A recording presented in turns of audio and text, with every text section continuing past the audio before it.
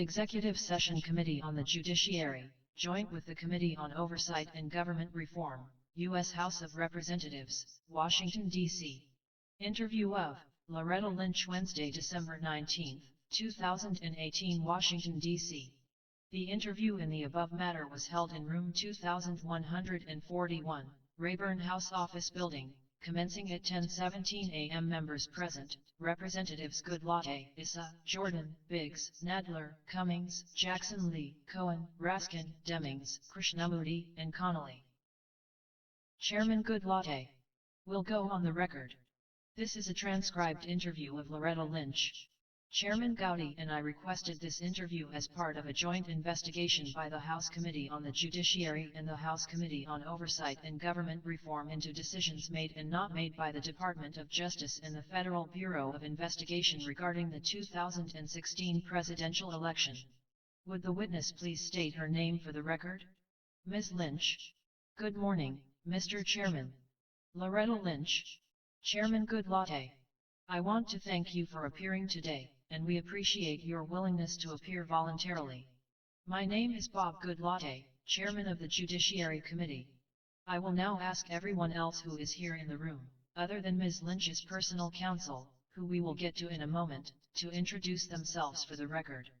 Mr. Parmita. Good morning. I am Robert Parmita from the Judiciary Committee, Majority Staff. Mr. Biggs. Andy Biggs, Arizona, Republican. Mr. Jordan. Jim Jordan. Mr. Lassiter. David Lassiter, Department of Justice. Mr. Weinsheimer. Brad Weinsheimer with the Department of Justice. Mr. Baker. Arthur Baker, Counsel for the House Judiciary Committee, Majority Staff. Mr. Summers. Zach Summers, House Judiciary, Majority. Mr. Breitenbuck. Ryan Breitenbuck, House Judiciary, Majority. Mr. Nadler. Gerald Nadler, Ranking Member. Ms. Jackson Lee. Sheila Jackson Lee, House Judiciary Committee. Ms. Hariharan. Arya Hariharan, House Judiciary, Minority. Ms. Shen. Valerie Shen, House Oversight and Government Reform, Majority. Mr. Kim. Janet Kim, House Oversight and Government Reform, Democrats. Mr. Morgan. Matt Morgan, House Judiciary Committee, Minority Staff. Mr. Emmons. Will Emmons, House Judiciary Staff. Ms. Cole. Molly Cole. Ms. Saxman Grooms. Suzanne Saxman Grooms, House Oversight Committee, Democrat. Mr. Krishnamurti. Raja Krishnamurti. Mr. Budharju. Anudeep Budharju, House Oversight, Majority. Mr. Ventura. Christopher Ventura, House Judiciary Committee, Republicans. Mr. Castor. Steve Castor, Oversight and Government Reform, Majority. Ms. Green. Megan Green, House Oversight, Majority. Mr. Brebbia. Sean Brebbia, House Oversight, Majority. Ms. Green. Emily Green. Chairman Goodlatte. The federal rules of civil procedure do not apply in this setting, but there are some guidelines that we follow that I'd like to go over. Our questioning will proceed in rounds. The majority will ask questions for an hour, and then the minority will have an opportunity to ask questions for an equal period of time. We will go back and forth in this manner until there are no more questions and the interview is over. Typically, we take a short break at the end of each hour of questioning, but if you would like to take a break apart from that, please let us know and we will also take a break for lunch at the appropriate point. As I noted earlier, you are appearing today voluntarily. Accordingly, we anticipate that our questions will receive complete responses. As you can see, there is an official reporter taking down everything that is said to make a written record, so we ask that you give verbal responses to all questions. Do you understand that? Ms. Lynch? Yes. Thank you, Mr. Chairman. Chairman Goodlatte. So that the reporter can take down a clear record, it is important that we don't talk over one another or interrupt each other, if we can help it. Both committees encourage witnesses who appear for transcribed interviews to freely consult with counsel, if they so choose, and you are appearing today with counsel. Could counsel please state your name for the record? Mr. Wells. My name is Ted Wells. I am at the law firm of Paul, Weiss. Mr. Tarlowy. Richard Tarlowy, also from Paul, Weiss. Mr. Lehrer. Justin Lehrer, also from Paul, Weiss. Chairman Goodlatte. We want you to answer our questions in the most complete and truthful manner possible, so we will take our time. If you have any questions or if you do not understand one of our questions, please let us know. And if you honestly don't know the answer to a question or do not remember it, it is best not to guess. Please give us your best recollection. And it is okay to tell us if you learned information from someone else. If there are things you don't know or can't remember, say so and please inform us who, to the best of your knowledge, might be able to provide a more complete answer to the question. Ms. Lynch, you should also understand that although this interview is not under oath, you are required by law to answer questions from Congress truthfully. Do you understand that? Ms. Lynch? Yes. Thank you, Mr. Chairman. Chairman Goodlatte. This also applies to questions posed by congressional staff in an interview. Do you understand this? Ms. Lynch? Yes, thank you. Chairman Goodlatte. Witnesses who knowingly provide false testimony could be subject to criminal prosecution for perjury or for making false statements. Do you understand this? Ms. Lynch? Yes. Thank you. Chairman Goodlatte. Is there any reason you are unable to provide truthful answers to today's questions? Ms. Lynch? No. Chairman Goodlatte. So that's the end of my preamble. Do you have any questions before we begin? Ms. Lynch? No. Thank you, Mr. Chairman. Chairman Goodlatte. The time is now 10:22, and we will start with the first round of questions. Examination by M.R. Summers. Q. Ms. Lynch, I'd just like to start with some very basic questions, mainly about your knowledge and your role in both the mid-year exam investigation and the Crossfire Hurricane investigation after that. So I think, the very basic question is, when did you learn that the FBI had an open investigation into Hillary Clinton's use of a private email server? I first learned of the issue in the summer of 2015, and I believe it was the month of July.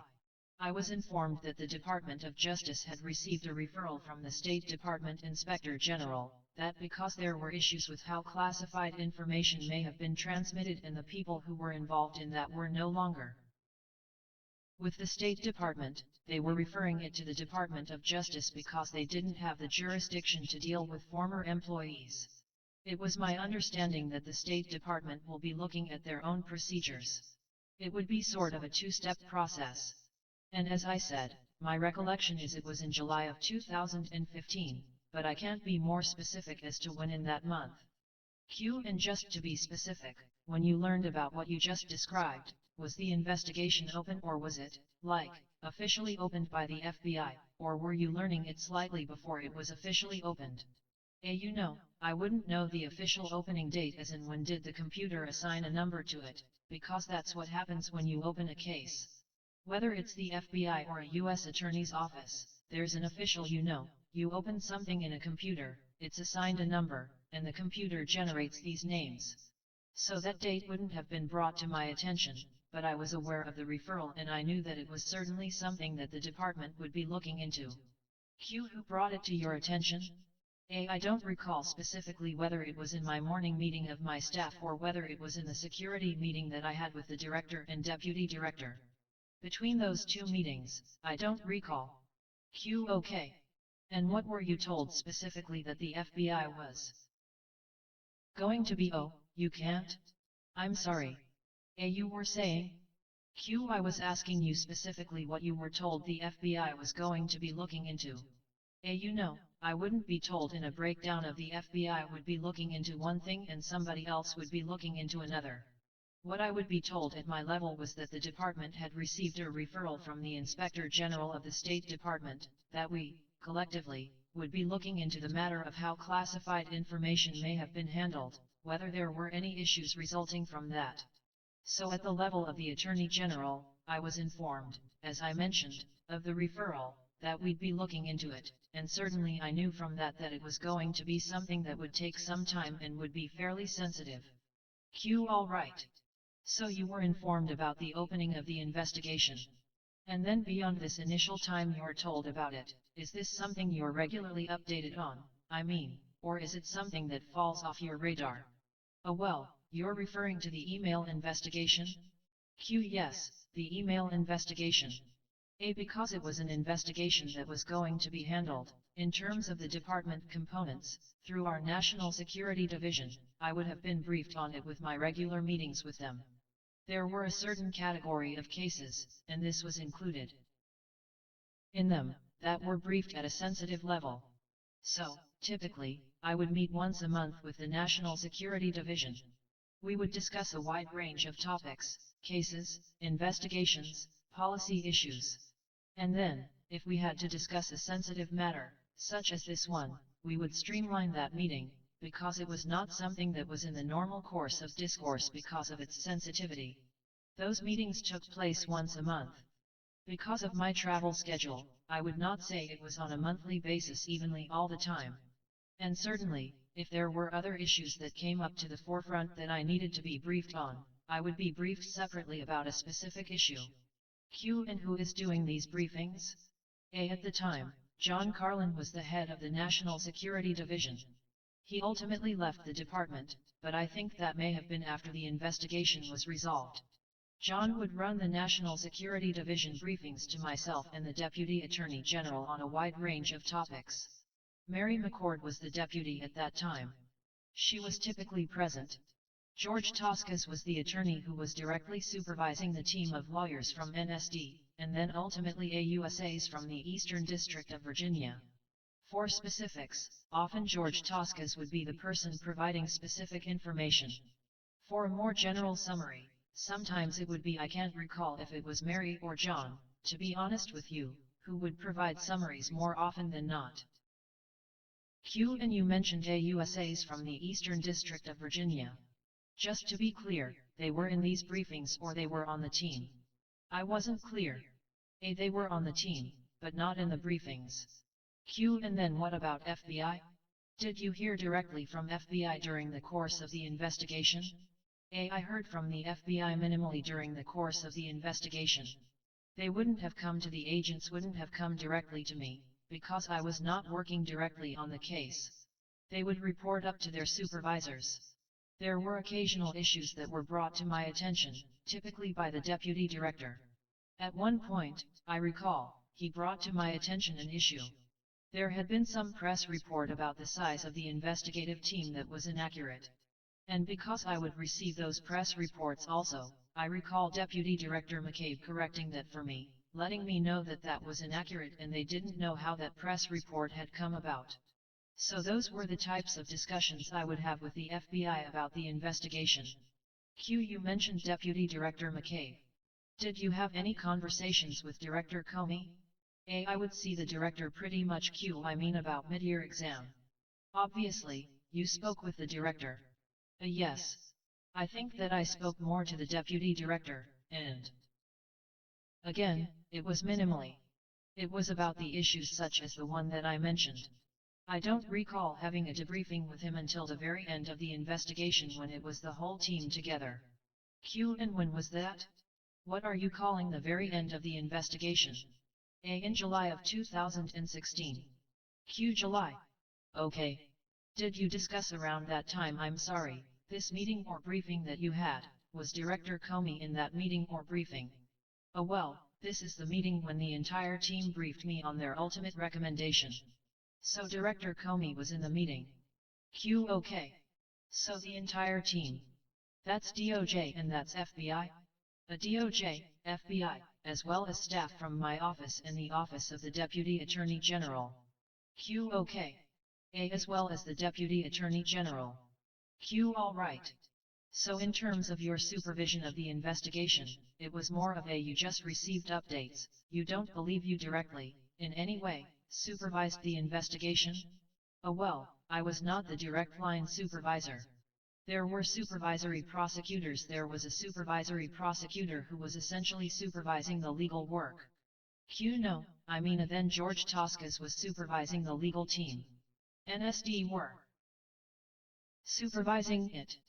Things were reported up to the Deputy Attorney General and, ultimately, to me.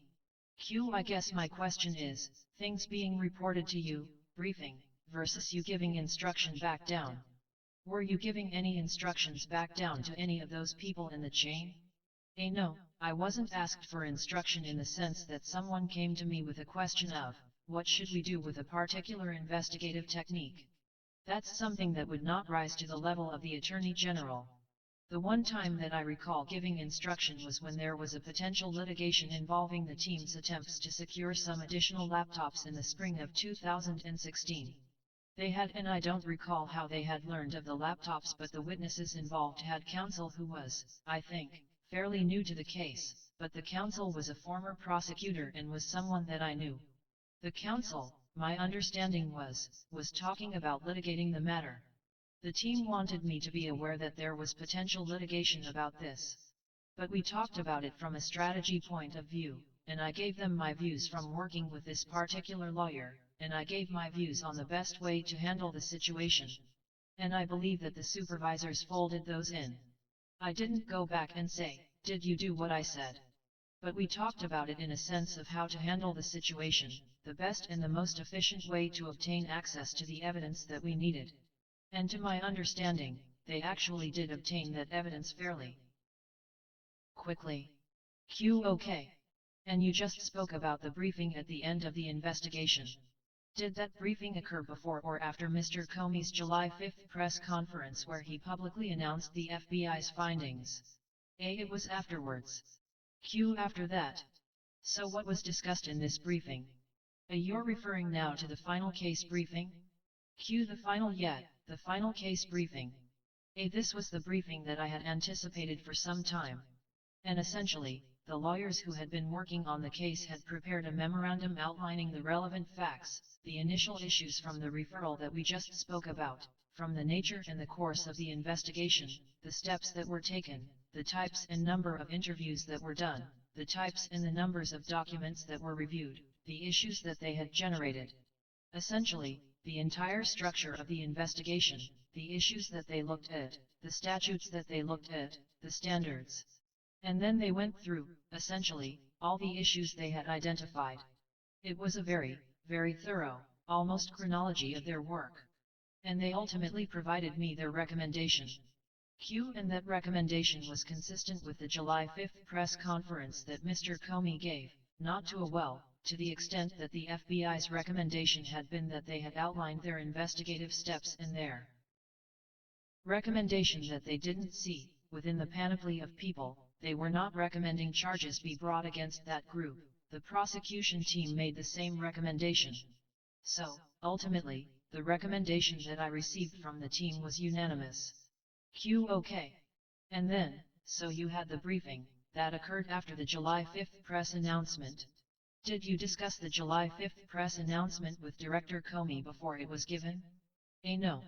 Before the briefing. Q. I'm sorry, before he gave a. Neither before the briefing nor his announcement. Sorry. Q. Okay. Did you discuss with Director Comey his July 5 press announcement prior to Director Comey giving his July 5 press announcement? A. No, I wasn't aware of it until the morning of when he called you. Q. So he called you before he gave it? A. He called me before he gave it. And I believe he called others. I was on the line for those calls.